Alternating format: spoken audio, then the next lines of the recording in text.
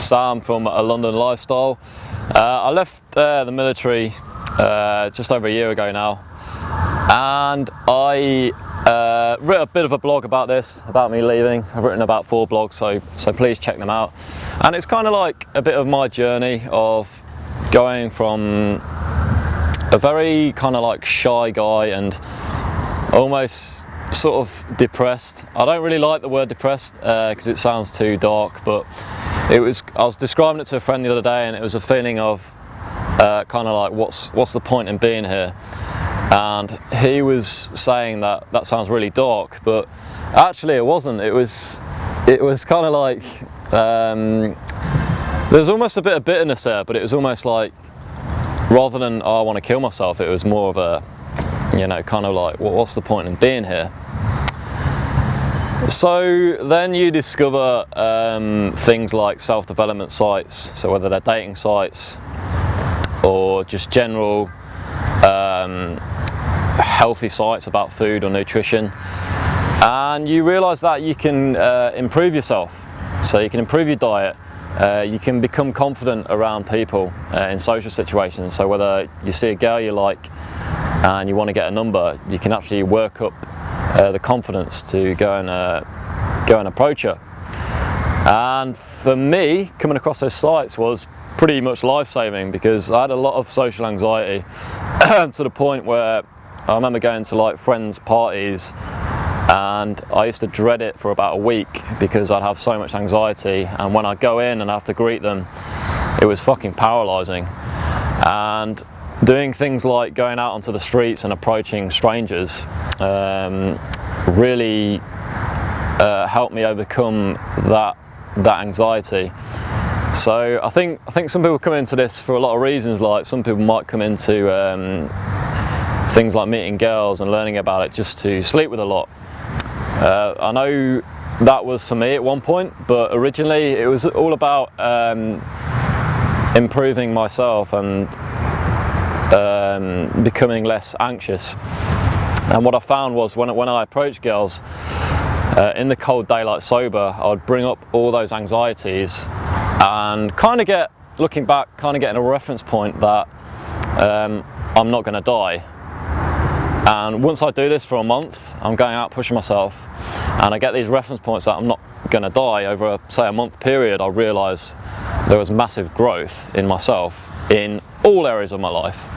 So whether that was maybe starting up a blog or going to my friends a social do or something like that, I'd walk in there with more confidence, more relaxed, and feel a lot more content and happier in myself. Okay, so fast forward like about 4 or 5 years, I ended up leaving the military. I got down to 1 bag, sold everything I had, and thought, I'm going to move to London and I'm going to work for and get connected in the dating industry down there and work for the biggest company.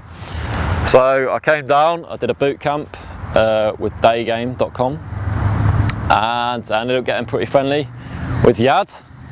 I didn't end up working for Daygame, but I ended up working for Yad and doing some work for him. So again, it was a massive reference point of actually leaving a comfortable job. You were getting the same fears as when you were approaching girls, so you're bringing that up again. And you come to London, you end up manifesting what you wanted, work for someone like Yad, and you build another reference point of actually going into fear, letting go of a previous life, and it was a comfortable life, comfortable job, and it paying off, it kind of working out. And then fast forward a few months, I start my own website. I don't know if anyone's seen my 17-day challenge, but it was about really pushing myself. So it's about getting up early, stop wanking, no drinking, and it was about approaching 5 girls a day. And I ended up doing it, but I ended up getting quite depressed, and I took a couple of months out, and here I am talking to you now. And the reason why I got quite down about it was because I actually fell into the realm of kind of going out to meet girls for the sake of for myself, just almost like a selfish, no giving. It was all about me getting laid and building up my ego and telling my mates and blogging about it. So it kind of lost that moment of when I first went out and I was doing it for me, I was enjoying it. I was going in with a vibe of just working on myself, and I got really good results from that, in a lot better reactions, not only going out onto the streets, but also with my friends and with my family when I was working on myself from a place of kind of doing it for me and not wanting an outcome. But what happened with my website is I got to the point where I really wanted an outcome, and that's where I also got attached to those outcomes, and I also identified with those outcomes, and I kind of lost myself in it and had a bit of a down period, which is fine. Did some self-reflection, did some meditation, and got a lot of answers from that. And here I am now, starting again. So there's more fear again. You're going in, you're making video blogs again. But from this time it feels more from a bit more of a high conscious place. If you want to read my video blogs,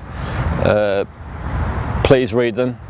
When I do video blogs now, I'm in the frame of mind that I am intentionally trying to give, or come from the most giving place that I can. I'm just passing on my knowledge. I feel in life it's ultimately your job to become the book, to become RSD, or to become Day Game, and basically become your own man and give. Feel brave to give out information or life lessons that you've learned, and give them out to other people. And hopefully some people will resonate with that. From that you might be able to change lives, and that's truly, for me, that feels what's in my heart now. And I've always gone with I've always tried to go with what's in my heart as best as I can, and here I am now. So the past 2 months, kind of like made some like whole lifestyle changes. So anything from my nutrition to my diet to running. I'm getting some funny looks here, and I think that's why originally, from my heart, I started up a lifestyle website, was to actually make whole lifestyle changes. And I think you kind of, when you're trying to follow your path and purpose, you kind of get veered off into what other people are doing, because to go on your quote unquote narrow road, yeah, it takes courage to put that out there. So lifestyle changes that I've made that have been massive for me is no ejaculating for a couple of months. Massive amounts of energy. I feel so fucking healthy from it. Food, lots of live foods. I've done a blog on that. Lots of plant foods, plant proteins. Meditation, minimum up to an hour a day. It kind of, looking back, surprised me how many people like idolize real social dynamics, but no one actually practices a lot of the stuff that they do, such as meditation. And meditation is fucking hard, man. Meditation isn't something that's meditation isn't something that's weak or woo-woo. I'm hoping that someone who's been to Afghanistan and is probably seen in society as, you know, the stereotypical, if you go to Afghanistan you're seen as quite tough. So I'm hoping that me saying that meditation isn't weak, that kind of more people will maybe take a look at it, because the benefits I've got out of it are absolutely massive.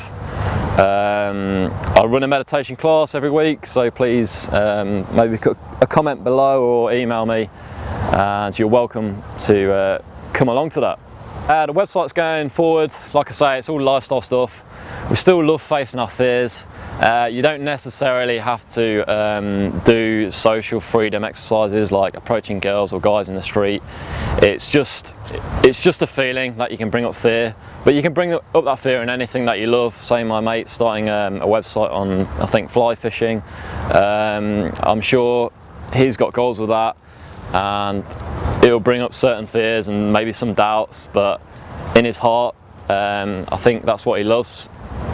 And what I'm trying to say is that you can bring up fear in many situations, so it doesn't have to be approaching girls. But still, at London Lifestyle, we're still about going out onto the streets, facing social situations that are quite awkward, because I really feel, as well as things like meditation and massive lifestyle changes, actually taking action and conquering social fears is massive, or has been massive, to my growth.